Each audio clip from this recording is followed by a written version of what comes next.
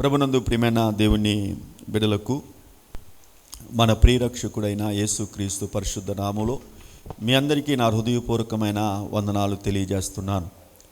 ఈ రాత్రి పరిశుద్ధ గ్రంథ బైబిల్లో నుంచి మత్తయి సువార్త 6వ అధ్యాయము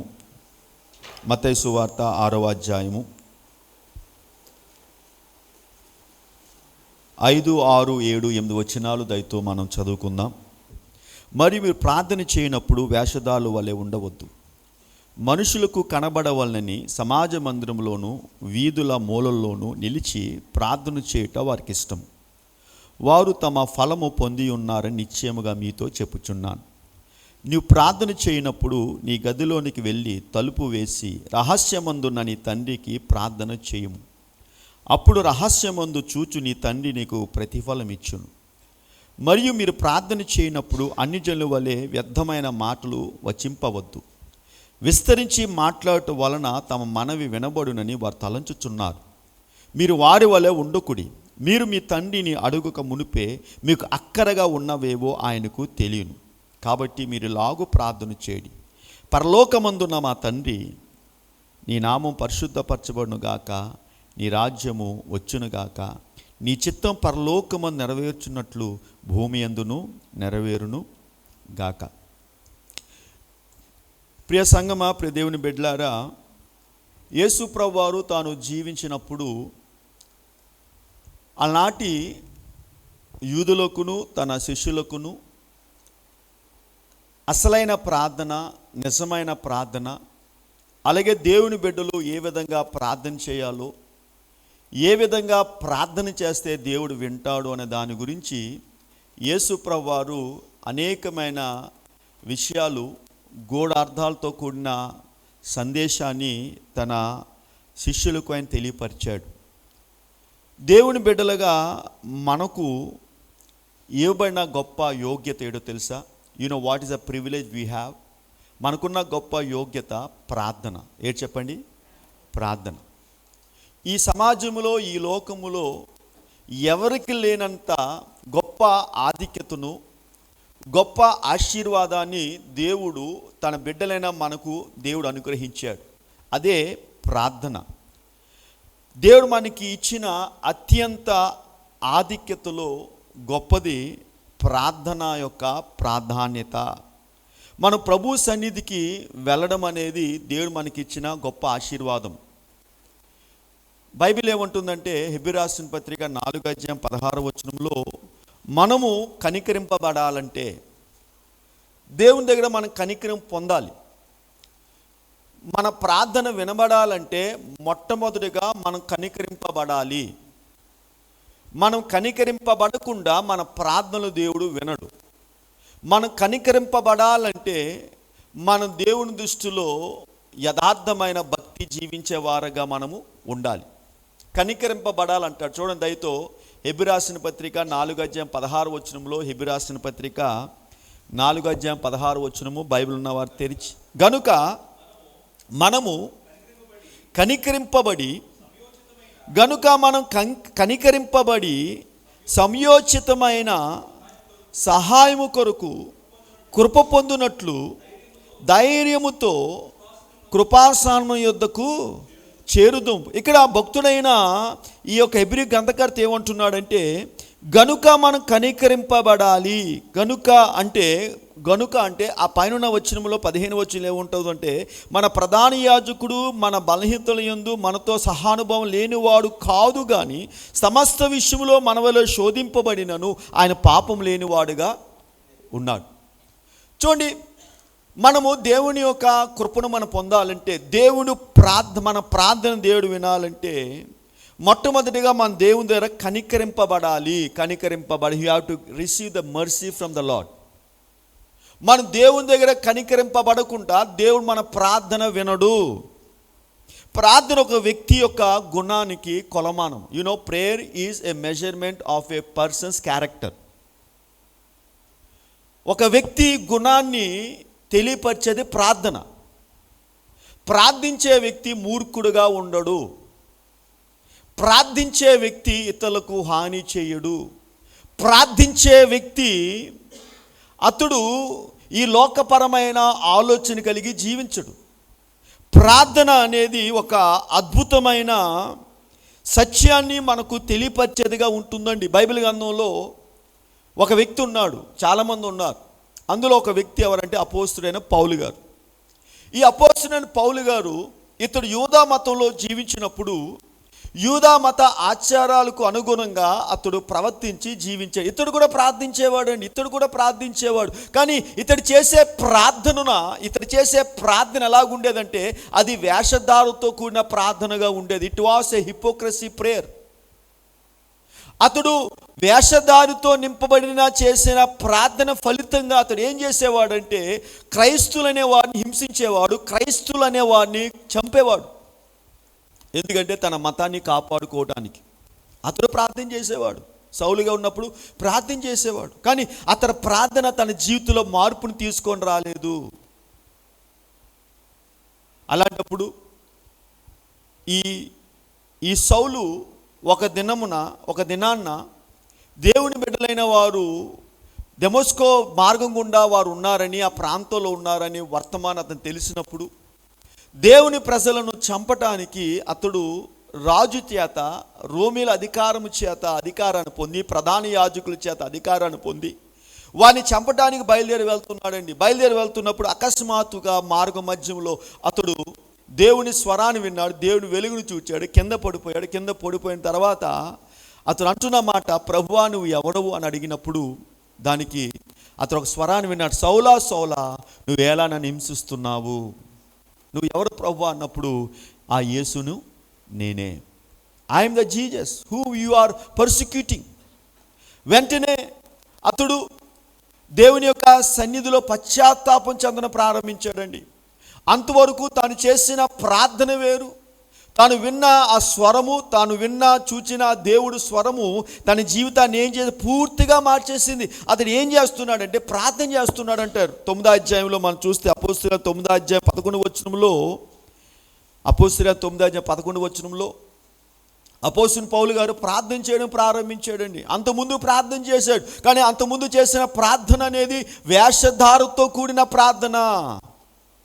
అది వేషధార ప్రార్థన. ఆ వేషధార ప్రార్థన వల్ల తన జీవితంలో ఎలాంటి మార్పులే రాలేదు. చూడండి ప్రియమైన దేవుని బిడ్డలారా, చూడండి, క్రైస్తవం అనేది ఒక వేషధారణ కాదు. క్రైస్తవం అనేది ఒక రియాలిటీ. అది నిజమైన జీవితం, అబద్ధ జీవితం కాదండి. క్రైస్తవ జీవితంలో చేసే ప్రార్థన యథార్థంగా ఉండాలి. యథార్థవంతుల ప్రార్థన దేవుడు ఏం చేస్తాడు? వింటాడు. అబద్ధికుల ప్రార్థన దేవుడు విండు. అబద్ధికుల ప్రార్థన ఎవరు వింటారు? దెయ్యం వింటుంది, దేవుడు విండు. అపవాది వాడు హంతకుడు, అబద్ధికుడు అయి ఉన్నాడని బైబిల్ చెప్తుంది. చదవండి దయతో మనం చెప్పిన మాట. అపోస్తలుల కార్యము 9వ అధ్యాయం 11వ వచనంలో, అతడు ప్రభువా ఇదిగో నేనున్నానెను. అందుకు ప్రభు నీవు లేచి ఆ తిననబడిన వీధికి వెళ్ళి యూదా అనువాని ఇంట త్రాసువాడైన సౌలు అని వాని కొరకు విచారించుము, అతడు ప్రార్థన చేయుచున్నాడు. He was praying.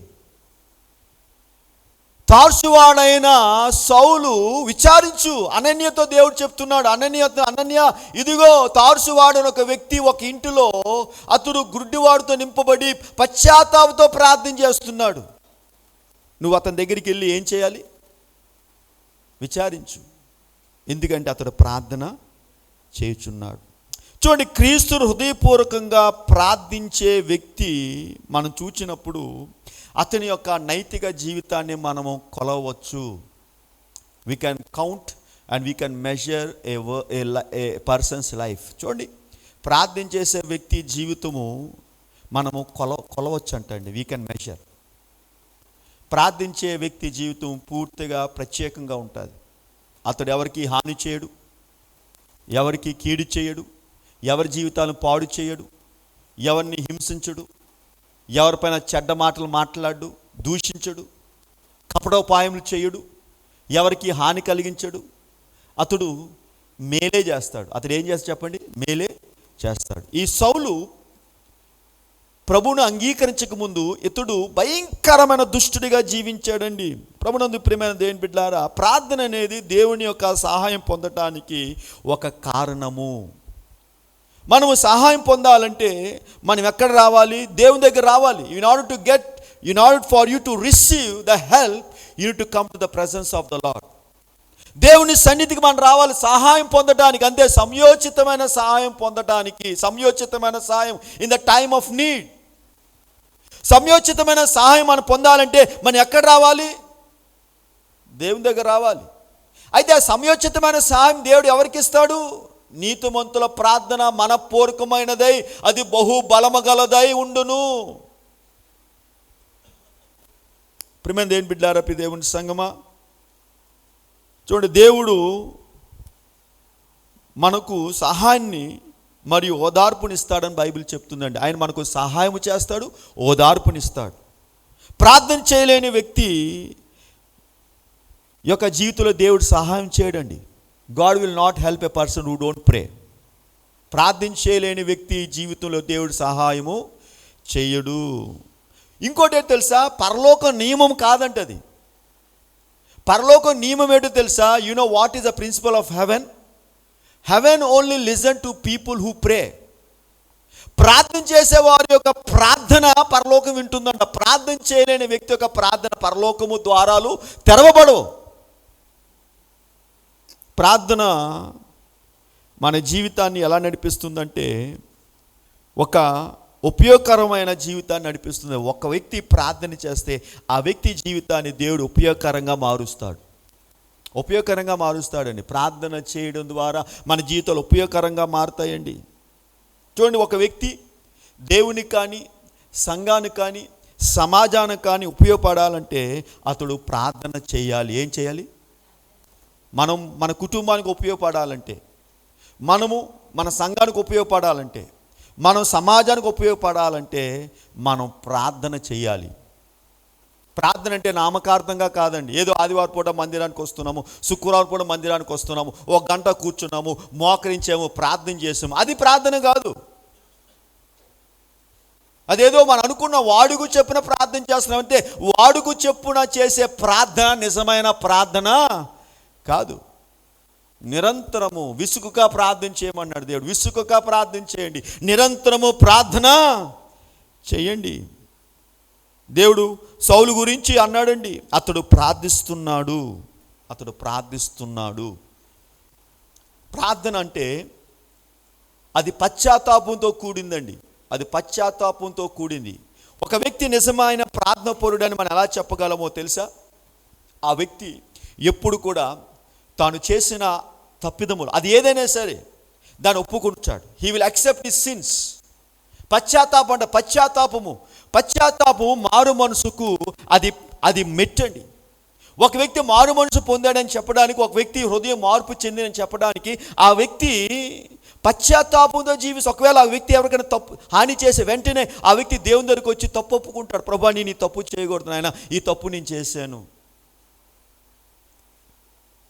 పశ్చాత్తాపంతో కూడిన ప్రార్థన దేవుడు గమనిస్తాడంటండి. పశ్చాత్తాపం చేసే ప్రార్థన దేవుడు ఏం చేస్తాడు? గమనిస్తాడు. అంటే దేవుడు పరిశీలిస్తాడు. దావీదు ఒక తప్పు చేశాడు, చేయకూడదు తప్పు చేశాడు.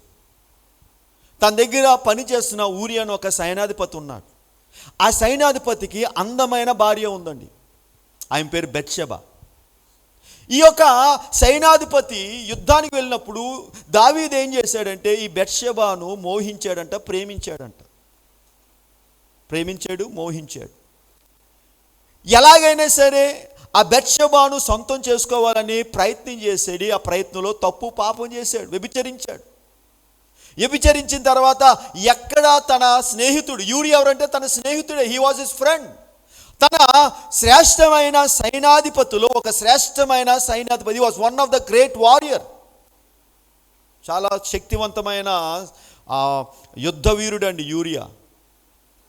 ఎక్కడ తన స్నేహితుడు తెలిసిపోతుందో అని అనుకున్నాడంట. ఎలా అయితే తెలిసిపోతుందో అని తన దగ్గర ఉన్న పనివాడికి ఏం చెప్పాడంటే, తన దగ్గర మరొక సైనికుడికి ఏం చెప్పాడంటే, సైనాధిపతికి ఏం చెప్పాడంటే, మీరు యుద్ధానికి వెళ్తున్నారు కదా, యుద్ధానికి వెళ్ళినప్పుడు ముందుగా యూరియాను పెట్టండి. ఎవరైనా దాడి చేస్తే యూరియా మొదటగా చనిపోవాలి.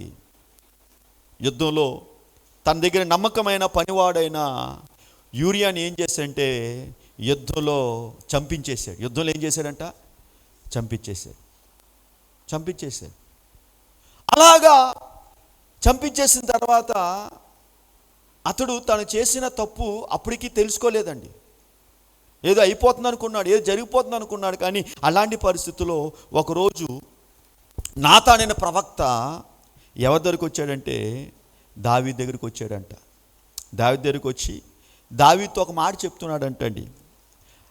అద్భుతమైన మాట చెప్పాడండి నాతాను దావీదుతోని.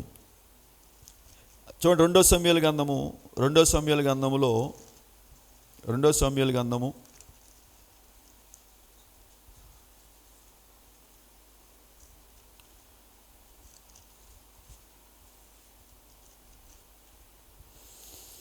నాతాను వచ్చి దావీదుతో మాట్లాడుతున్న ఆ యొక్క సంభాషణ మనం చూసినప్పుడు నిజంగా దేవుడు ఏ విధంగా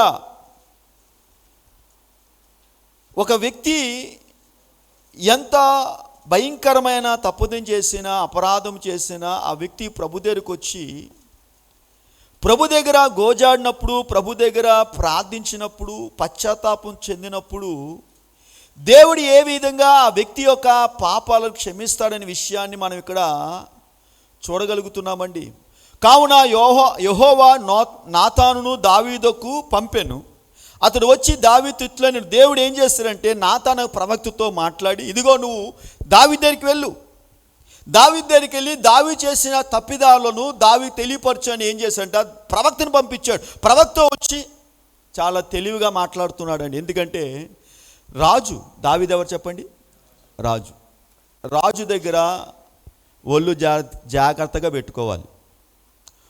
రాజు కోపం వచ్చే విధంగా మాట్లాడినా, రాజుకు గాయమయ్యే విధంగా రాజు ఎదుట మాట్లాడినా, రాజుకు తల నరికించే అధికారము రాజుకు ఉంది. ఇప్పుడు నాతానుకు తెలుసు దావీదు రాజు అని. దావీదు తప్పు చేసిన విషయం దావీదు తెలుసుకునేలాగా దావీదు చెప్పాలి. దానికి ఏం చేశాడంటే దావీదు దగ్గరికి వచ్చి దావీదు దగ్గర ఒక కథ చెప్పాడంట. ఆ కథ ఏంటంటే, ఒక్కో పట్టణంలో 2 మనుషులు ఉన్నారు. ఆ 2 మనుషుల్లో ఒక్కడేమో దరిద్రుడు, ఒక పేదవాడు, మరొకడు ఎవరంటే డబ్బున్నవాడు పేదవాడు. వీరిరువురికి కూడా ఒకరోజు వారింటికి ఒక చుట్టం వచ్చాడు. ఎవరింటికి వచ్చాడంట? డబ్బున్న వ్యక్తి ఇంటికి ఒక చుట్టం వచ్చాడు. ఈ పేదవాడికి ఒకే గొర్రె ఉంది. ఈ పేదవాడుకున్న ఈ గొర్రె ప్రతిరోజు కూడా తన కౌగిట్లో భద్రపరచబడుతూ సేద తీర్చబడుతూ అతడు దరిద్రుడు ఆనందముతో ఆ గొర్రెను బట్టి జీవిస్తున్నాడు. అయితే దరిద్రుడికి చాలా గొర్రెలు ఉన్నాయి. ధనవంతుడికి చాలా గొర్రెలు ఉన్నాయి. అయితే ఒకరోజు ఈ యొక్క ధనవంతుడి ఇంటికి 14 అట్లుండగా మార్గోస్త్రకుడు అరిశరవంతుని యొద్దకు వచ్చిన. అతడు తన యొద్దకు వచ్చిన మార్గస్తునికి ఆయుత్తం చేయుటకు తన గొర్రెలోనే కానీ గొడ్లోనే కానీ దేనిని మొట్టలనక ఆ దరిద్రుని గొర్రె పిల్లను పట్టుకొని తన యొద్దకు వచ్చిన వానికి ఆయుత్తము చేసిన. ఏం చేశాడంటే ధనవంతుడు తన దగ్గర ఉన్న చాలా గొర్రెలు ఉన్నాయి, మేకలు ఉన్నాయి, మందలు ఉన్నాయి, వాటిలో నుంచి తీసి తన దగ్గరికి వచ్చిన ఆ యొక్క మార్గస్తుడికి విందు చేయకుండా తన ఇంటి పక్కన ఉన్న దరిద్రుని యొక్క మేకను తీసుకొని ఆ మేకను కోసి ఏం చేశాడంట? వచ్చిన ఆ మార్గస్తుడికి ఆహారము పెట్టాడు. చూడండి 5వ వచనంలో, దావీదు ఈ మాట విని ఆ మనుషుని మీద బహు కోపగించుకొని, ఎవరు చేశాడు ఇది? దావీదు అంటే లేచిపోయాడంట. సింహాసనం కూర్చొని ఎవరు చేశారు? ప్రవక్త చెప్పు, ఎవరు చేశారు? నువ్వు చెప్పు, వెంటనే నేనేం చేస్తాను, అతన్ని చంపేస్తాను అన్నప్పుడు వెంటనే చూడండి ఆ మనుషుని మీద బహు కోపించుకొని, యెహోవా జీవము తోడు నిశ్చయముగా ఈ కార్యము చేసిన వాడు మరణానికి పాత్రుడు, వాడు కనికరము లేక ఈ కార్యం చేసిన కనుక ఆ గొర్రెలకు ప్రతిగా 4 గొర్రె పిల్లలు ఇవ్వాలని నాతానుతో అనెను. అతను చేసిన పనికి, అతను చేసిన దానికి 4 గొర్రె పిల్లలు ఇవ్వాలి. 7వ వచనంలో చూస్తే నాతాను దావీదును చూచి, ఆ మనుషుడవు నీవే. ఇప్పుడు ఏం చేస్తావు? నువ్వేం చేస్తావు చెప్పు? వెంటనే దావీదు కృంగిపోయాడంటండి. కృంగిపోయాడు. 51వ అధ్యాయం అదేనండి ప్రార్థన. Psalm 51 is a prayer of repentance. దేవా, నేను పాపం చేశాను, ఇస్సోపుతో నన్ను కడగండి, నన్ను పరిశుద్ధపరచండి ఆయన, నన్ను పరిశుద్ధుడిగా మార్చండి ప్రభువా. చదవండి 51వ సంకీర్తన. ప్రియమైన దేవుని బిడ్డలారా, చూడండి, తన పాపములకు ప్రాయశ్చిత్తం నొందినవాడు. బైబిల్ ఏమంటుంది? అతడు తన పాపమునకు, తన అపరాధములకు ప్రాయశ్చిత్తం నొందినవాడు ఎవరు చెప్పండి? ధన్యుడంట. దావీదు తన అపరాధములను ఒప్పుకున్నాడండి. He asked forgiveness. చూడండి ప్రియమైన దేవుని బిడ్డలారా, చాలా పర్యాలు చాలామంది ఏం చేస్తారంటే ప్రభు దగ్గరికి వస్తారు, ప్రార్థన చేస్తారు, దేవా మమ్మల్ని క్షమించని అడుగుతారు, చేసిన తప్పులు విడిచిపెట్టాలని ప్రభు దగ్గర వారు ప్రాధేయపడతారు, ప్రభు దగ్గర ఒప్పుకుంటారు. కానీ మళ్ళీ ఏం చేస్తారు? మళ్ళా చేసిన తప్పులే మాట మాటికి చేయడం వల్ల ఏమవుతుందో తెలుసా? మనము మార్గస్తుడంటే ఎవరు తెలుసా? మార్గస్తుడంటే అపవాది. ఎవరు చెప్పండి? మార్గస్తుడంటే అపవాది. సాతానుకు మనం చోటిచ్చే వారంగా మారిపోతాం. Will give place to the evil. అందుకే బైబిల్ ఏమంటే అపవాదికి చోటియుకుడి. వాడి నుంచి మీరు ఏం చేయాలి? పారిపోవాలి. వాడిని తరమంటాడు, వాడిని తరమగొట్టమంటాడు దేవుడు. వాడిని మనం తరమాలంటే మనకున్న ఆయుధం ఏంటి తెలుసా? ప్రార్థన. ఏంటి చెప్పండి? ప్రార్థన. Prayer is the only weapon. చూడండి, ప్రార్థన ఒకటి ఆయుధం అండి. ప్రియ దేవుని బిడ్డలారా, మీరు దేవునికి ప్రార్థన చేస్తే మీ పైన ఏది పనిచేయదు. ఏం పని చేయదు చెప్పండి? Nothing can work against you. Bible ఏమంటుంది? కరువైనా, వస్త్రహీనత ఉన్నవైనా, రాబోవైనా, మరణమైన, జీవమైన, అధికారులైనా, ప్రధానులైన, దుష్టులైన ఎవరైనా క్రీస్తు ప్రేమ నుంచి మిమ్మల్ని ఎవరు కూడా ఎడబాపు చేయనేరవు. అయితే మనము అట్టి శక్తివంతులుగా మనం మారాలంటే మొదటిగా మనం దేవుని దగ్గరికి హృదయశుద్ధితో రావాలి. ఎలా రావాలి చెప్పండి? హృదయశుద్ధితో రావాలి. హృదయశుద్ధి గల వారు ధన్యులు, వారు దేవుణ్ణి చూచెదరు. Unless your heart is pure, your prayer cannot be seen by God or listen by God. మీ హృదయం శుద్ధి లేకుండా మీరు ప్రార్థన చేసిన మీ ప్రార్థన దేవుడు ఏం చేయడు? వినడండి. పౌలు సౌలుగా ఉన్నప్పుడు అనేకమైన తప్పిదాలు చేశాడండి. తన స్థితిని తను దేవుని దగ్గర ఒప్పుకున్నాడు, దేవుని దగ్గర సమర్పించుకున్నాడు, దేవుని దగ్గర తన తప్పిదాలు ఒప్పుకున్నాడండి. గనుకనే దేవుడు సౌలు ప్రార్థన దేవుడు విన్నాడు.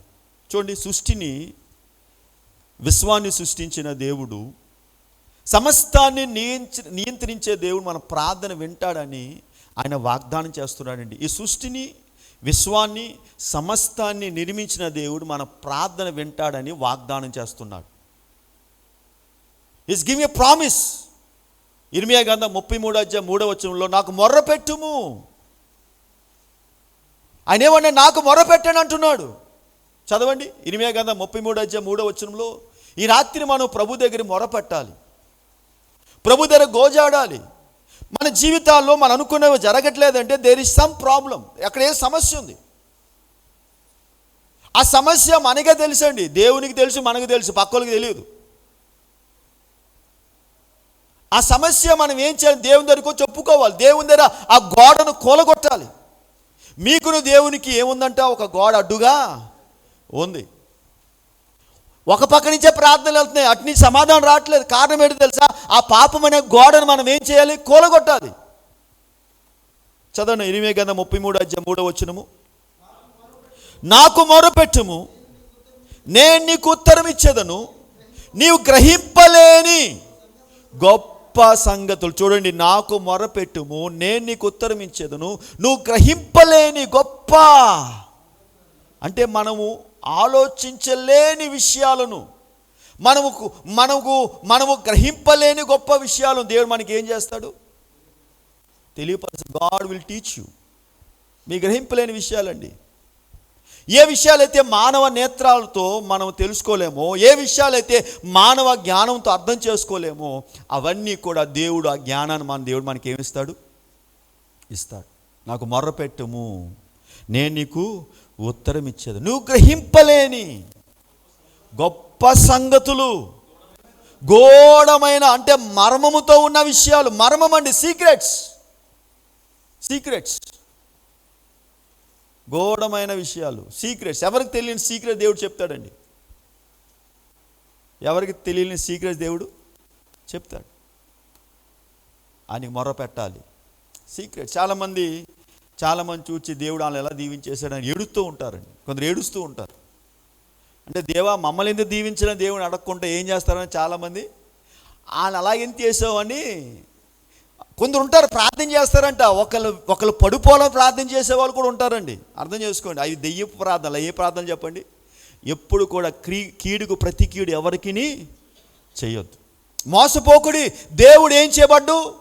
విక్రింపబడ్డు. మనుషుడా నువ్వేం విత్తుతావో, మనం మంచి అనే విత్తనాన్ని విత్తితే మంచి అనే ఫలాన్ని మనం ఏం చేస్తాము? కోస్తాం.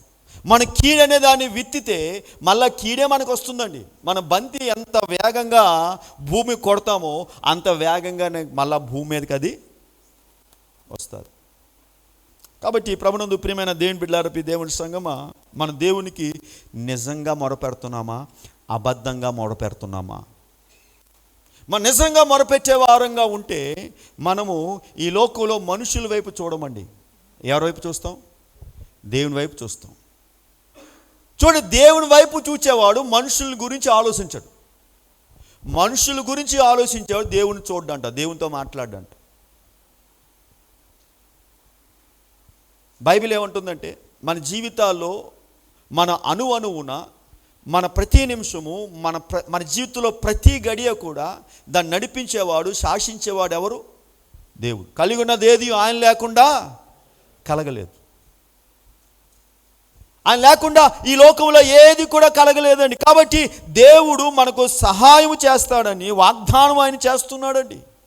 నాకు మొర్రపెట్టుమంటున్నాడండి. అదే యెషయా గ్రంథము 60వ అధ్యాయము 24వ వచనంలో వారు వేడుకొక మునిపే నేను ఉత్తరం ఇచ్చేదని అంటున్నాడండి. మనం ఎప్పుడైతే దేవుని మార్గములో నా యందు మీరును మీ యందు నా మాటలు నిలిచి ఉండిన యెడల మీకు ఏది ఇష్టమో అడగండి. ఎప్పుడైతే మనము ఈ బైబిల్ ప్రకారంగా వెళ్ళిపోతామో, when we walk according to the Bible, దేవుడు మనకు కావలసినవన్నీ కూడా దేవుడు ఏం చేస్తాడు? సమకూరుస్తూ ఉంటాడు. సమకూర్చుకుంటూ వెళ్ళిపోతూ ఉంటాడు. God will take care of us. దేవుడు మనకు కావలసిన వాటి అన్నిటిని కూడా దేవుడు సమకూరుస్తాడండి. అందుకే ఫిలిప్పీ 4:19 దేవుడు తన ఐశ్వర్యం చెప్పున మీ ప్రతి అవసరమును తీరుస్తాడు. కాబట్టి నిజమైన ప్రార్థన అంటే గాల్లో పదాలు పంపడం కాదు. కొందరు ప్రార్థన చేస్తారు, గాల్లో పదాలు పంపిస్తూ ఉంటారు. పదాలు వెళ్ళిపోతాయి, గాలు అలా తేలుతూ ఉంటాయి. గాల్లో పదాలు, దేవా మీ కొందనాలు నాయన, యేసయ్యా మీ కొందనాలు ప్రభువా, గొప్పవాడువా, మహోన్నతుడా, సర్వోన్నతుడా. గాల్లో వెళ్ళిపోతుంటే పదాలు, కానీ ఆ గాల్లో తిరుగుతూ ఉంటాయి. కానీ గాల్లో ఎవరు తిరుగుతారు చెప్పండి? గాల్లో ఎవరు తిరుగుతారు? అవ్వ తిరుగుతాడు. కాబట్టి మనం గాలి ప్రార్థన చేయకూడదు. ఏ ప్రార్థన చేయకూడదు? గాలి ప్రార్థన. గాల్లో పదాలు ఉపయోగించకూడదండి. చూడండి, నిజమైన ప్రార్థన భూమి పైన దేవుని ఉద్దేశం నెరవేర్చే ప్రార్థన. అసలు మనం ప్రార్థన చేసేటప్పుడు ప్రభువా నువ్వు నన్ను ఎందుకు పుట్టించావు అని అడగాలి దేవుణ్ణి.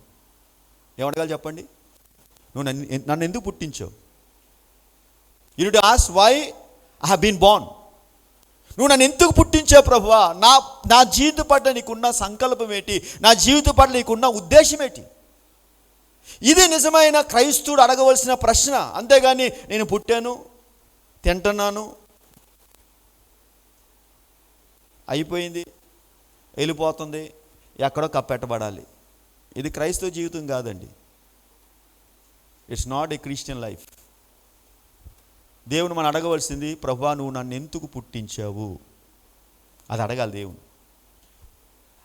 అప్పుడు ఎప్పుడైతే మనం దేవుని అడుగుతామో దేవుడు మన జీవితాన్ని మన కళ్ళ ముందు చూపిస్తాడండి. ఇంత కొరకు నేను పుట్టించాను అంటాడు ఆయన. అలాగా దేవుడు మన జీవితాన్ని మనం చెప్పాలంటే మన దేవుని దగ్గర యథార్థమైన భక్తితో మనం జీవించాలి. అందుకే యెహోవా యందు భయభక్తులు గలవాడు ఇలాగా ఆశీర్వదించబడును. అందరూ కాదండి, అందరూ దేవుడు ఆశీర్వదించాడు. దయచేసి అర్థం చేసుకోండి. చాలా మందికి ఉన్న అపోహ ఏంటంటే దేవుడు దీవించేస్తాడు. దేవుడు దీవించడు. దేవుని యందు భయభక్తులు లేకుండా, దేవునిలో నీతిగా జీవించకుండా, యథార్థమైన భక్తి లేకుండా మనం చేసే భక్తిని దేవుడు అంగీకరించాడు. అది దెయ్యపు భక్తి అంటాడు యాకోబు పత్రికలో. దెయ్యములు కూడా విని వణుకుచున్నామంటాడండి అక్కడ. దేని బిడ్డలారా, మనకున్న గొప్ప భాగ్యం ఏంటో తెలుసా? దేవుడు మన ప్రార్థన వింటాడని గొప్ప భాగ్యాన్ని ఇస్తున్నాడండి. దేవునితో మాట్లాడగలిగే ధన్యత ఎంత అద్భుతమైన తెలుసా? పాత నిబంధనలో దేవుడు అందరితో కొందరితో మాట్లాడాడు. అబ్రహాంతో మాట్లాడు, నోహతో మాట్లాడాడు. చాలామంది ఉంటుండగా కేవలం కొందరితో దేవుడు మాట్లాడాడు. మోషేతో మాట్లాడాడు. తర్వాత ఏలియా, ఎలీషా, యాజకులతో మాట్లాడాడు. అందరితో మాట్లాడలేదండి. కానీ ఈరోజు ఈ సమయంలో నూతన నిబంధనలో యేసుక్రీస్తు రక్తము చేత కడగబడిన ప్రతి ఒక్కరి దేవుడిచ్చే గొప్ప వాగ్దానం ఏంటి తెలుసా? ఆయన నామపేట మన నిజంగానే మొర పెడితే ఆయన మన ప్రార్థన వింటాడు. అయితే నిజంగా మనం మొర పెడుతున్నామా? నిజంగా మొర పెడుతున్నామా? చూడండి, మానవుడు అనేకమైన విషయాలు ఎలాగైతే గజిబిజిగా ఉన్నాడో, ప్రార్థన విషయంలో కూడా మానవుడు గజిబిజిగా ఉన్నాడు అంటండి. అనేకమైన విషయాల్లో మానవుడు ఎలా అయితే గజిబిజిగా ఉన్నాడో, లైఫ్లో అనేక విషయాలు చాలామంది గజిబిజిగా ఉంటారు. కొందరు రేపు ఏం కూర వండుకోవాలా అని గజిబిజిగా ఉంటారు. గజిబిజి లైఫ్ గురించి కొందరు గజిబిజి, లైఫ్ ఏం అవ్వాలో అర్థం కానిది కొందరు గజిబిజిగా ఉంటారు, గందరగోళంగా ఉంటారు. అలాగే చాలామంది ప్రార్థన కూడా చాలామంది గందరగోళంగా ఉంటుంది. ఇప్పుడు దేని బిడ్డలారా, దేవుని సంగమా, బైబిల్ గ్రంథంలో మనం చూస్తే షేతు కాలము నుంచి దేవుడి నామం పేట ప్రార్థన చేయడం ప్రారంభించబడింది. ఆదికాండం 4:26 మనం చూస్తే యెహోవా నామం పేరట ప్రార్థన చేయడం అనేది ప్రారంభించబడింది. షేతు కాలం నుండి మనుషులు దేవుడి నామం పేరట, యెహోవా నామం పేరట ప్రార్థించడం ప్రారంభించారండి. చూడండి, అనేక మంది నిజాయితీగా ప్రార్థన చేయడం వల్ల దేవుడు వారి యొక్క ప్రార్థన విని అద్భుతాలు జరిగించాడు. ఎలాగంటే ఏలియా ప్రార్థన చేసినప్పుడు, ఎలీషా ప్రార్థించినప్పుడు, మోషే ప్రార్థించినప్పుడు, ఎర్ర సముద్రం 2 పాయలుగా మోషే ప్రార్థించినప్పుడు దేవుడు జరిగించాడు. యెహోషువ యొర్దాను నది అడ్డుగా వచ్చినప్పుడు యెహోషువ ప్రార్థించినప్పుడు దేవుడు ఎరుకో నీటిని ఏం చేశాడంట? ఆపేశాడు, ప్రవహించకుండా గిబియోనులో ఆపేశాడు. బికాజ్ దే ప్రేడ్, నిజాయితీగా ప్రార్థన చేశారండి. కానీ కొందరు ప్రార్థన చేశారు, ఆ ప్రార్థన దేవుడు వినలేదంట. యథార్థంగా ప్రార్థన చేసిన వారు ప్రార్థన దేవుడు ఏం చేశాడు? విన్నాడు. కొందరు ఏదో నామకార్థంగా ప్రార్థన చేసిన వారి ప్రార్థన దేవుడు వినలేదండి. ప్రభునందు ప్రియమైన దేవుని బిడ్డలారా, దేవుని సంగమా, అటువంటి రాత్రి మనం చేసే ప్రార్థన దేవుడు వినాలి అంటే ఏ ప్రార్థన చేస్తే దేవుడు మన ప్రార్థన వింటాడు, అది మనం తెలుసుకోవాలి. ఎందుకంటే మన ప్రార్థనకు దానికి విలువ లేదనుకోండి, మనం చేసే ప్రార్థనకు సామర్థ్యత లేదనుకోండి, మనం ప్రార్థన చేసిన ఒకటే, ప్రార్థన చేయకపోయినా ఒకటే, దేర్ ఇస్ నో యూస్. అయితే మనం చేసే ప్రార్థన ఎలా ఉండాలో తెలుసా? బలంగా ఉండాలంటే, మనం చేసే ప్రార్థన అర్థవంతంగా ఉండాలంటే, మనం చేసిన ప్రార్థన వెన్న ప్రభు వినాలంటే కొన్ని సూత్రాలు ప్రభు చెప్తున్నాడు. God is giving some instructions. ఇలా చేస్తే మీరు ప్రార్థన చేయండి, దేవుడు వెంటనే సమాధానం ఇస్తాడు,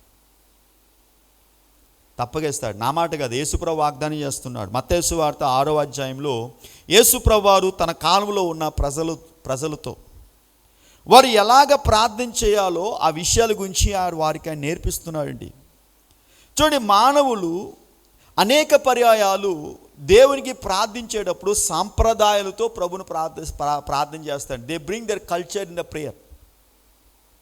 యూదులు కూడా ఏం చేస్తున్నారంటే ప్రార్థన చేస్తున్నారు, కానీ వారి ప్రార్థన నటనతో కూడిన ప్రార్థన. ఏం ప్రార్థన? నటనతో కూడిన ప్రార్థన. చాలామంది చర్చిలో నటిస్తారు ప్రార్థన చేసేటప్పుడు. ఇష్టం కూడా ప్రార్థన చేయడం, కానీ ఏం చేస్తారంట, కొందరు ప్రార్థన అనేది నిద్రపోవడానికి ఉపయోగించుకుంటారండి. బాగా కళ్ళు ముమ్మన్నారు కాబట్టి it's a good time for us to sleep. కొందరు ఏంటంటే అమ్మ చెప్పిందనో, భార్య చెప్పిందనో, భర్త చెప్పాడనో, తప్పించుకోలేకుండా వారు ఏం చేస్తారంట, ప్రార్థన చేయడానికి వస్తారు. అయితే ప్రభు ఏమంటున్నాడు తెలుసా, మనం చేసే ప్రార్థనలో నటన ఉండకూడదు. ఏముండకూడదు? నటన ఉండకూడదండి. 5వ వచనంలో అదే మాట ఉంది, మీరు వేషధారు వలె ఉండొద్దు. అంటే నటన అంటే బోటకు ప్రవర్తన. ఇప్పుడు నాకు ఎవరిపైన కోపం ఉందనుకోండి, ఆ కోపాన్ని నేను బయటికి ప్రదర్శించను. ఏం చేస్తాను? వచ్చినంటే ప్రైజ్ లార్డ్, బాగున్నావా? పెదాల నుంచి ఏం చేస్తాను చెప్పండి? పెదాల నుంచి నవ్వుతాను. కానీ మనసులో ఏముంటుంది? మనసులో ద్వేషం ఎలాగ ఉంటుంది, మనసులో పగ ఎలా ఉంటుంది, మనసులో ఈర్ష ఎలాగ ఉంటుంది. కానీ బయటికి ఏం చేస్తాను? నేను బయటికి పెదాలు చూపించి ప్రేమ కలిగిన వ్యక్తిగా నేను నటిస్తాను. దాన్ని ఏమంటారు? వేషధారణ. అంటే పైకి ఒకలాగా, లోపల ఒకలాగా. చూడండి, దేవుడు వేశ్యను క్షమిస్తాడేమో కానీ వేషధారణ మాత్రము క్షమించడు. వ్యభిచారాన్ని దేవుడు క్షమించవచ్చు, because she is doing for our stomach. తన పూట కూటి కోసము ఆమె అలాంటి తప్పు చేసిన ఆమె పశ్చాత్తాపం చెందిన దేవుడు ఆమె క్షమిస్తాడు. కానీ ఒక వ్యక్తి దేవుని గురించి తెలిసి కూడా, దేవుని శక్తి తెలిసి కూడా, దేవుని ఔన్నత్యాన్ని తెలిసి కూడా బయటికి ఒకలాగా, హృదయంలో ఒకలాగా ప్రవర్తిస్తే దేవుడు వాడిని ఏం చేయడు చెప్పండి? క్షమించాడు. క్షమించడం మాత్రమే కాదు, దేవుడు వారి ప్రార్థన కూడా వెండు. చెవులు మూసేసుకుంటాడంట ఆయన ఏం చేస్తాడు? చెవులు మూసేసుకుంటాడు. చూడండి, చాలా పర్యాలు కొన్ని పాటలు వింటుంటే మనకు చౌపోడు వచ్చేది. ఏం చేస్తాం? వెంటనే ఏం చేస్తారు? కొంత సౌండ్ వచ్చేసింది అనుకోండి, ఆఖరి సౌండ్ అని తగ్గించబడ, లేకపోతే మన చెవులను మూసేసుకుంటాం. అటువల్లే కొందరు ప్రార్థన దేవుడికి ఎలా ఉంటుందంటే చెవులో జోరేగుల్లాగా ఉంటాయంటండి. ఆ ప్రార్థన దేవుడు ఏం చేయడు? దేవునికి అసహాయం కలిగిస్తుందంట ఆ ప్రార్థన. ప్రభునందు ప్రియమైన దేవుని బిడ్డలారా, దేవుని సంగమా, కాబట్టి వేషధారణ లేకుండా మన ప్రభుకి ఏం చేయాలి? ప్రార్థన చేయాలి. ఆడంబరమైన ప్రార్థన దేవుడు వినండి, కపట ప్రార్థన దేవుడు వినడు. దేవుడు వాటికి సమాధానం ఇవ్వడంటండి. ప్రభునందు ప్రియమైన దేవుని బిడ్డలారా, మనం ఎలా ప్రార్థించాలి నేర్చుకోవాలి. వేషధాలుగా మనం ఉండకూడదు. Don't be like hypocrites. ఇక్కడ ప్రభు కొన్ని విషయాలు చెప్తున్నాడు. వేషధాలుగా ఉండకుండా మనం ఎలా ప్రార్థించాలో చెప్తాం. ఒకటి, మనం భక్తి మనుషుల కోసం చేయకూడదండి. మన భక్తి ఎవరి కోసం చేయకూడదు? మనుషుల కోసం చేయకూడదు. పాస్టర్ గారి కొరకు, పాస్టర్ అమ్మ గారి కొరకు, డాడీ కొరకు, మమ్మీ కొరకు. మన భక్తి మన కొరకు మనం చేయాలి. మన జీవితాలు దేవుడు ఆశీర్వదించబడాలని చేయాలి. చూడండి, మన దేవుళ్ళో ఉన్న దేవుడు తన ఆశీర్వాదాలు మనకు, మన బిడ్డలకు దేవుడు ఇచ్చిన దేవుని ప్రణాళిక ఏంటంటే, మన బిడ్డలు ప్రతి ఒక్కరు కూడా they also needs to receive a personal intimacy with the lord. వారు కూడా దేవునితో వ్యక్తిగతమైన సంబంధాన్ని ఏం చేయాలి? ఏర్పాటు చేసుకోవాలి. అది దేవుని యొక్క ఉద్దేశము, దేవుని యొక్క సంకల్పం అండి. కాబట్టి మనం ప్రార్థించేటప్పుడు మన ప్రార్థన దేవుడు వినాలంటే దేవుడు చెప్తున్న మాట, మన ప్రార్థన చేసేటప్పుడు మనము ఆచారము అలవాటుగా మార్చుకోకూడదు. ఆచారం ఉండకూడదండి. ఆచారంగా మనం దేవునికి భక్తి చేయకూడదండి. ఆచారంగా దేవునికి భక్తి చేయకూడదు. ఎందుకంటే యూదులు వారు దేవునికి ప్రార్థించేటప్పుడు వారి కొన్ని నియమాలు పాటించేవారండి. వారు ప్రార్థించేసేటప్పుడు వారికి ఒక కాగితం ఉంటుందంట, కాగితం తీసుకుంటారంట. కాగితంలో చెప్పబడిన ప్రార్థనలన్నీ కంఠస్థపడతారంట. కంఠస్థ ప్రార్థన, దట్స్ ఎ మెమరైజ్ ప్రేయర్. కొందరు కూడా ప్రార్థన చేస్తారు, కంఠస్థ ప్రార్థనలు చేస్తారు. కంఠస్థ ప్రార్థనలు దేవుడు ఏం చేయడు? వినడు. పొద్దున్న లేచి మన పిల్లలు చెప్పిన మాటే ప్రతిరోజు చెప్పిన ఎలా ఉంటుందో చెప్పండి. పొద్దులేసి మమ్మీ అన్నం పెట్టండి, మమ్మీ నాకు నీళ్ళు పెట్టండి, మమ్మీ నాకు బట్టలు కొట్టకండి. ప్రతిరోజు అదే మాట చెప్తే మీరు వింటారు చెప్పండి? వింటారా? ప్రతిరోజు చెప్పిన మాటే ప్రతి నిమిషము ప్రతి గడియ చెప్పిందే చెప్తే ఏం చేస్తారు? అరే బాబు నీ సోది ఆపండ్రా అంటాం. అవునా కదా? మరి మనం కూడా ఒకవేళ చేసిన ప్రార్థనే చేస్తే దేవుడు వింటాడు అనుకుంటున్నారా? వినండి. కాబట్టి యూదులు ప్రార్థించేటప్పుడు వాళ్ళు ఏం చేస్తారంటే ఒక క్రమాన్ని, ఒక కాగితం పట్టుకొని కాగితంలో ఉన్న విధంగా వారు దేవునికి ప్రార్థన, ప్రభు అంటున్న ప్రార్థన ఏమో తెలుసా? ఆ ప్రార్థన తండ్రి వినంటున్నాడండి. అలాంటి ప్రార్థన దేవుడు వెండు. కంఠస్థ ప్రార్థన దేవుడు వెండండి. కంఠస్థ ప్రార్థన దేవుడు వెండు. అలాంటి ప్రార్థన దేవుడు అంగీకరించిన ప్రభు చెప్తున్నాడండి. కాబట్టి ప్రభునందు ప్రియమైన దేవుని బిడ్డలారా, దేవుని సంగమా, వారు ప్రార్థించేటప్పుడు రోజుకి 3 పర్యాలు ప్రార్థన చేస్తారండి. 3 పర్యాలు. ఈ 3 కూడా ఉదయం 9 గంటలకి, మధ్యాహ్నం 12 గంటలకి, సాయంత్రం 3 గంటలకి 3 సార్లు ప్రార్థన చేస్తారు. Morning 9, afternoon 12, evening 3. ఈ 3 గంటలు ప్రార్థన చేసేప్పుడు 18 అంశాల గురించి ప్రార్థన చేస్తారు. They pray for 18 issues. ఎప్పుడు ప్రార్థన చేసినా ఆ 18 విషయాలే ప్రార్థన చేస్తారంట. ఇంకేం ప్రార్థన చేయరు. చూడండి, ప్రార్థన అనేది బుర్రతో చేసేది కాదండి. ప్రార్థన అనేది హృదయంతో చేసేది. దేంతో చేసేది? ఇప్పుడు కంఠస్థ పట్టే వాళ్ళు ఉంటారు, హృదయంతో చదివేవారు ఉంటారు. కొందరు స్కూల్కి వెళ్తారు, కంఠస్థ పడతారు, కానీ సబ్జెక్ట్ రాదు. వాళ్ళకి ఏం రాదు? సబ్జెక్ట్ రాదు. కొందరు వింటారు, విని మనసులో పెట్టుకుంటారు. ఆ మనసులో ఉన్నది వారు ఏం చేస్తారంట? రాస్తారు. దేవుడు ఎలాంటి ప్రార్థన వింటాడంటే, హృదయమందు దేవునితో ప్రార్థన చేసేవారు ప్రార్థన దేవుడు వింటాడు. కాబట్టి ప్రభునందు ప్రియమైన దేవుని బిడ్డలారా, దేవుని ప్రార్థన అనేది ఒక ఆచారంగా మనం ప్రార్థించేయకూడదు. మనం ఎప్పుడు ప్రార్థన చేయాలి? ఎప్పుడైనా ప్రార్థన చేయొచ్చు. ఎనీ టైమ్ యూ కెన్ ప్రే. పలానా సమయంలో ప్రార్థించాలని బైబిల్ చెప్పలేదండి. మనము సమయమందును అసమయమందును ప్రార్థన చేయొచ్చు ఎప్పుడైనా. యూదులు రోజుకి 3 సార్లు మాత్రమే, అది ఉదయం 9, మధ్యాహ్నం 12, రాత్రి 3, సాయంత్రం 3, అంతే. That is the pray time. కానీ మనము ఎల్లప్పుడూ దేవునికి ఎప్పుడైనా మనం ప్రార్థన చేయొచ్చండి. కాబట్టి ప్రభునందు ప్రియమైన దేవుని బిడ్డలారా, దేవుని సంగమా, మనము దేవునికి ప్రార్థించేటప్పుడు మన ప్రార్థన విలువైన ప్రార్థనగా ఉండాలండి. విలువైన ప్రార్థనగా ఉండాలి. మనం ప్రార్థించేటప్పుడు తప్పుడు ఉద్దేశాలతో ప్రార్థన చేయకూడదండి. తప్పుడు ఉద్దేశాలతో ప్రార్థన చేయకూడదు. తప్పుడు ఉద్దేశాలతో ప్రార్థన చేయకూడదు. ఎవరినో పాడు చేయాలనో, ఎవరితో ఆశించాలనో, ఎవరినో ఇల్లు కూలగొట్టాలనో, వాళ్ళు కూలగొట్టిన ఇంటి మీద మనం కట్టేసుకోవాలని ప్రార్థన మాత్రం మనము చేయకూడదు. No, never pray a prayer which has a wrong motives. మనం ఇప్పుడు ప్రార్థన చేసిన, అందుకంటాడు, నిన్ను వలె నీ పొరుగు వారిని ప్రేమించు. దేవుడు అలాంటి ప్రార్థన దేవుడు ఏం చేస్తాడో తెలుసా అండి? దేవుడు వింటాడండి. ప్రార్థన ఇతరులకు కనిపించేది కాదండి. ప్రార్థన దేవుడు మాత్రమే కనిపించేది. ప్రార్థన ఇతరులకు కనిపించేదంట. ఒకవేళ ఇతరులకు కనిపించే ప్రార్థన చేస్తే అది ప్రార్థన కాకదు, అది వేషధానం అవుతుంది. మనం చర్చిలో ప్రార్థన చేస్తాం, ఓకే. చర్చి వరకు మనం ప్రార్థన చేస్తున్నాం, ఓకే. కమ్యూనిటీగా కూడి ప్రార్థన చేస్తున్నాం, పర్వాలేదు. కానీ దీనికంటే ముఖ్యంగా మీరు వ్యక్తిగతంగా దేవునితో ప్రార్థించడము, అది చాలా పవర్ఫుల్. వ్యక్తిగతంగా దేవునితో మీరు ఏం చేయాలి? దేవునితో మాట్లాడాలి.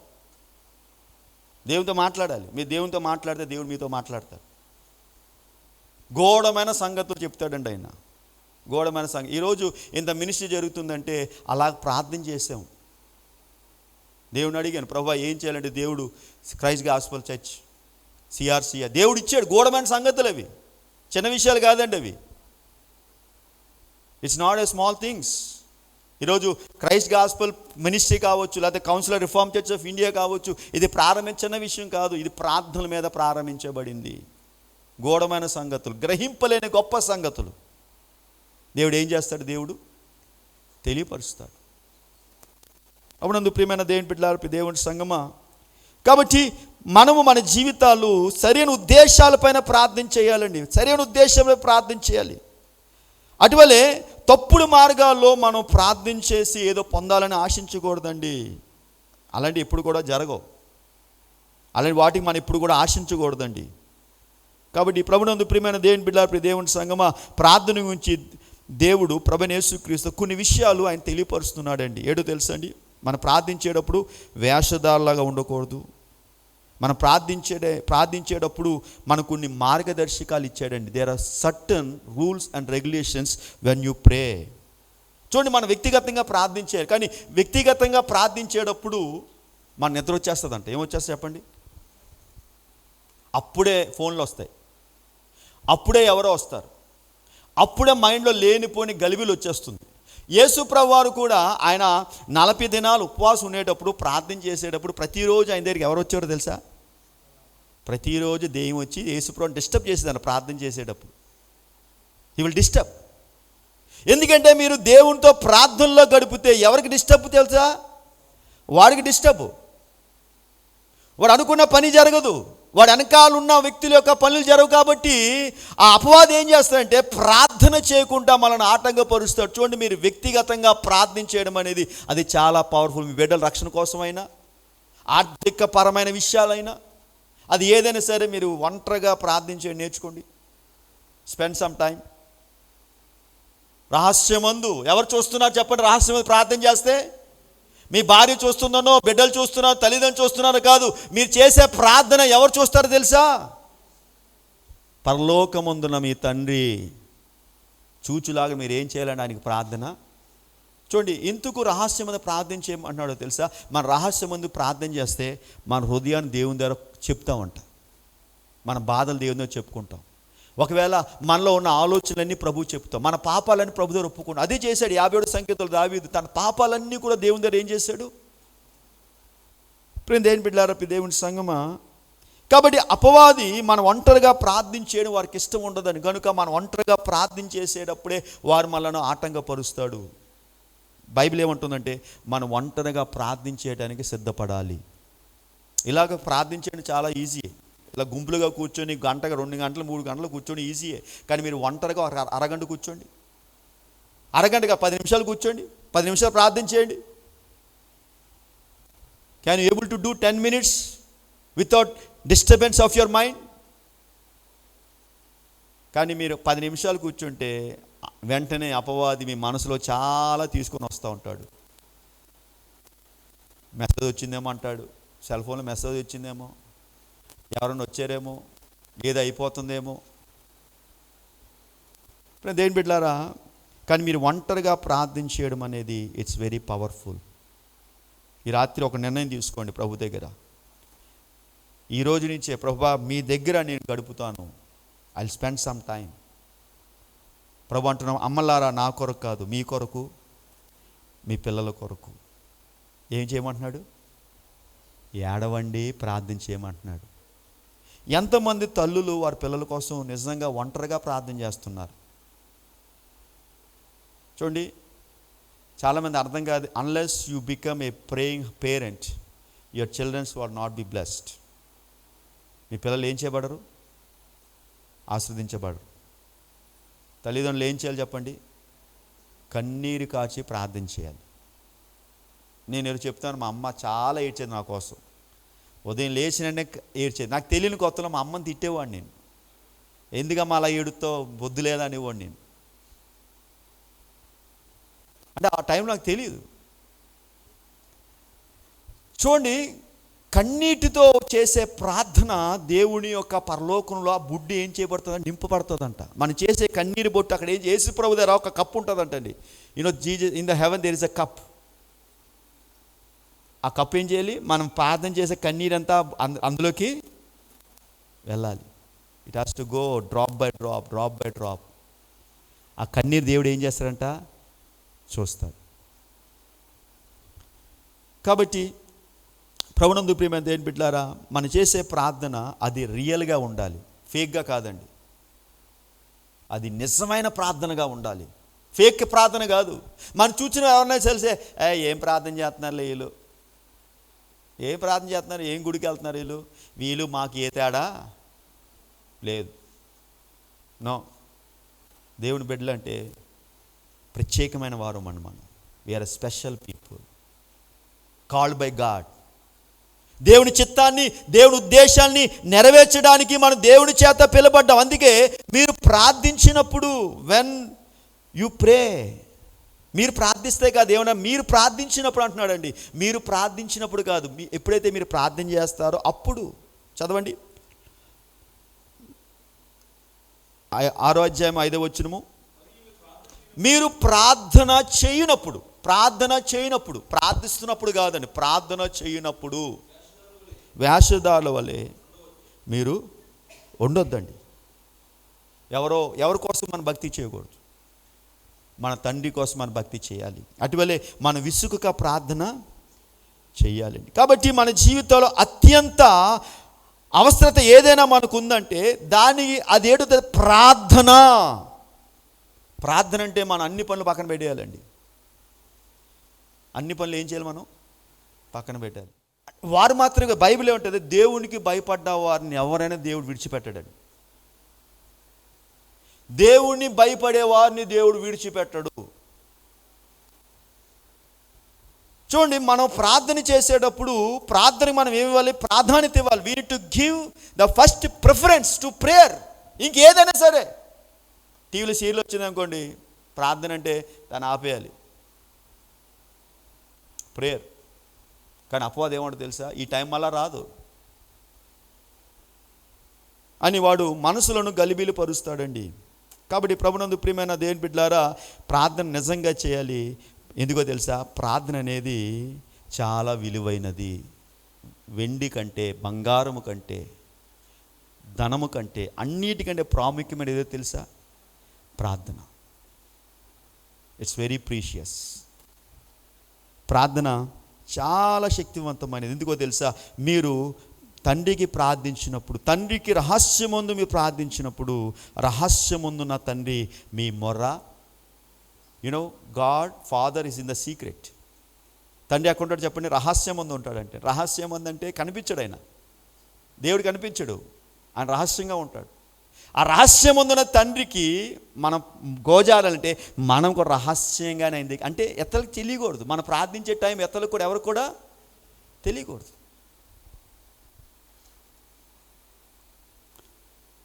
ప్రభునందు ప్రియమైన దేవుని బిడ్డ, ఎప్పుడైతే మనము యథార్థంగా దేవునికి ప్రార్థన చేస్తామో, యథార్థంగా దేవునికి ప్రార్థన చేస్తాం, నిజమైన ప్రార్థనతో దేవుని దగ్గరికి వస్తామో, దేవుడు మనల్ని సీక్రెట్ ప్లేస్కి తీసుకెళ్ళిపోతాడు. Secret place, will take you to secret place. అంటే నేను సేవకు వచ్చిన ప్రారంభ దినాల్లో దేవుడు నాకు దర్శనాలు ఇచ్చేవాడు, కళ చూపించేవాడు. నాకు అర్థమయ్యే కాదు. అందులో ఒకటి బాగా నాకు గుర్తున్నది. ఒకరోజు నేను అలాగే ప్రార్థన చేసి, ట్రైనింగ్లో ప్రార్థన చేసుకొని ఉన్నప్పుడు దేవుడు ఆకాశంలో తీసుకెళ్ళిపోయి ఒక పెద్ద డోర్ ఓపెన్ చేస్తే, ఆ డోర్ లోపలికి వెళ్ళినప్పుడు బంగారాలు ఉన్నాయండి, పెద్ద పెద్ద వైడ్యూరియాలో డబ్బులు, కట్టలు, అంతా మొత్తం రూమ్ అంతా నింపాడు. నాకు అర్థం కాలేదు. I didn't understand what is that. ఆ రోజు నేను చాలా సీక్రెట్ దేవుని ప్రార్థన చేశాను, ఒంటరిగా దేవుని ప్రార్థన చేశాను. ప్రభా నేను ఏం చేయాలి నాయనా, నేను ఎలాగ వెళ్ళాలి ప్రభా, ఏ మార్గంలో వెళ్ళాలి ప్రభా అని ప్రార్థన చేస్తే, అందుకన్నాను ఆయన మీకు సీక్రెట్ తెలియపరుస్తాడు. ఏం తెలియపరుస్తాడు చెప్పండి? సీక్రెట్స్. అబ్రహాము దేవుడు సీక్రెట్ చెప్పాడంట. నా స్నేహితుడికి ఏదైనా దాచుకుంటా నేను ఉంటానా అన్నాడండి. He told secrets to Abraham. ప్రేమ దేవుని బిడ్డలారా, ఈ రాత్రి కావాల్సిన దేవుడు అదే సీక్రెట్స్ మీకు మనందరికీ చెప్పాలనుకుంటున్నాడండి. మీ జీవితం పట్ల సీక్రెట్స్ మీకు తెలియదు, కానీ దేవునికి ఉన్నాయి. బైబిల్ ఏముంటుందంటే ఆయన మన గురించి ఉద్దేశించిన సంగతులు చాలా గొప్పవంట. మనకు దాచబడిన సంగతులు చాలా విస్తారము. కాబట్టి ప్రభునందు ప్రేమ దేవుని బిడ్డలారా, చూడండి, ప్రార్థన నిజంగా ప్రార్థన చేయాలి. ఎందుకంటే ప్రార్థన విలువైనది. అటువంటి ప్రార్థన, నిజమైన ప్రార్థన చాలా శక్తివంతమైనదండి. It's very powerful. నిజమైన ప్రార్థన ఎలాంటిది చెప్పండి? చాలా బలమైనది, చాలా బలమైనది. ఏలియా ప్రార్థన చేశాడు బయలు దేవతలకు వ్యతిరేకంగా. ఒక్క నిమిషం ప్రార్థన చేశాడండి. వారు ఉదయం మొదలుకొని సాయంత్రం వరకు ప్రార్థన చేసినా వారు ప్రార్థన వినబడలేదు. కానీ ఏలియా ఒక చిన్న ప్రార్థన చేశాడంతే, ఆకాశం దేవుడు అగ్ని పంపించాడంట. గంధకం మీద ఉన్న నీటిపైన ఉన్న ఆ కట్లను, ఆ యొక్క వధింపబడిన ఆ పశువులను దేవుడు నీటిని ఆరిపోజేసేలాగా దేవుడు మంటను పంపించి అగ్ని పంపించాడండి. నిజమైన ప్రార్థన చాలా, అది బలమగలదై ఉంటుందండి. నీతిమంతుని ప్రార్థన బలమగలదై, ఇట్స్ వెరీ స్ట్రాంగ్. కాబట్టి ఈ రాత్రి కాల సమయంలో అయితే దేవుడు మన ప్రార్థన వినాలంటే ఈ మాట చెప్పి ప్రార్థన చేసుకుందాం. నిజమైన ప్రార్థన, బలమైన ప్రార్థన చేయాలంటే మన దేవునితో మంచి సంబంధం ఉండాలి. ఏం సంబంధం? మంచి సంబంధం, good relationship. If you don't have good relationship, దేని మీ ప్రార్థన వెండు. God will not listen to your prayer. అందుకే మత్తయి సువార్త 6:24 మన ఇద్దరుకు యజమానులకు మనం దాసులుగా ఉండలేమండి. చదవండి, మత్తయి సువార్త 6:24. ఎవడును ఇద్దరు యజమానులు, ఒకడు సాతాను, మరొకడు క్రీస్తు, మరొకడు దేవుడు. మనం ఇద్దరు కూడా మన యజమానులు పెట్టుకోలేము. We cannot have two masters. మనకు ఒకే మాస్టర్ ఉండాలి. ఈ రాత్రి మన మాస్టర్ ఎవరు? మన మాస్టర్ యేసయ్యా లేదా మన మాస్టర్ సాతానుడా? మన మాస్టర్ యేసయ్య ఉండాలంటే మనము దేవుని దగ్గరికి హృదయపూర్తిగా రావాలి. యాకోబు 4:2 మనం చూస్తున్నప్పుడు మనం ఆశిస్తున్నాము కానీ మనకు దొరకట్లేదు. ఎందుకో తెలుసా? మనం మత్సరపడుతున్నాం, నరత్య చేస్తున్నాం. మనము ఇతరులతో ద్వేషంగా ప్రవర్తిస్తున్నాం కనుకనే మనం అడుగుచున్నాము కానీ మనం ఏం చేయబట్టలేదు, పొందలేకపోతున్నాం. చాలామంది అడుగుతున్నారు, వారు దొరకల కారణం ఏంటి తెలుసా? మత్సరపడతారు, వ్యభిచరిస్తారు, దొంగలిస్తారు, మోసం చేస్తారు. కనుకనే వారు ఏం అడిగినా వారికి ఏం చేయట్లేదు, దొరకట్లేదు. Because there is no relation with the God. వారికి దేవునితో ఏం లేదు చెప్పండి, సంబంధం లేదు. కాబట్టి ఒకటి, మన దేవునితో సరైన సంబంధం ఉండాలి. రెండోది, మన దేవుని యొక్క వనరులపైన ఆధారపడాలి. దేవుని వనరులపైన మనం ఆధారపడాలండి. మన దేవుడు నిజమైన వాడు, ఆయన యథార్థవంతుడు కనుక ఆయన మన ప్రార్థన వినాలంటే ఆయన వనరులు ఏంటి తెలుసా? విశ్వాసము. మనకేముండాలి చెప్పండి? విశ్వాసం లేకుండా దేవుడు యొద్దకు ఎవరు కూడా రాలేరు, ఎవరు ఇష్టలుగా జీవించలేరండి. కాబట్టి ఈ రాత్రి కాల సమయంలో మనము దేవునితో మంచి సంబంధం ఉండాలి, దేవుడు పైన విశ్వాసం ఉండాలి. అటువలే దేవుని సన్నిధిలో జీవిస్తున్న మనము మన తప్పిదాలు దేవుని దగ్గర నిరంతరం ఒప్పుకోవాలి. అప్పుడు మనం చేసే ప్రార్థన ఎలా ఉంటుంది చెప్పండి? పవర్ఫుల్గా ఉంటుంది. హన్నా చేసిన ప్రార్థన దేవుడు విన్నాడంటే, మోషే చేసిన ప్రార్థన విన్నాడంటే, ఏలియా చేసిన ప్రార్థన విన్నాడంటే, ఎస్తేరు చేసిన ప్రార్థన విన్నాడంటే, యాకోబు భక్తుడు ఏమంటాడంటే, వారు మనలాంటి స్వభావం గలవారే. అయితే వారు ప్రార్థించినప్పుడు దేవుడు ఏం చేశాడు? అద్భుత కార్యాలు చేశారు. అయితే మనం ప్రార్థన చేసిన అద్భుతాలు జరగాలంటే నటించొద్దు. మనం ఏం చేయకూడదు చెప్పండి? నటించొద్దు. Don't act. మనం నటించకుండా యథార్థంగా మన ప్రభువు ప్రార్థన చేస్తే కొండలను పెగిలింపగలిగినంత శక్తి దేవుడు మనకిస్తాడంట. పౌలు శీలను బంధించిన వారు పాటలతో ప్రార్థించినప్పుడు చెరసాలు ఏం చేయబడ్డాయి? పగిలిపోయాయి.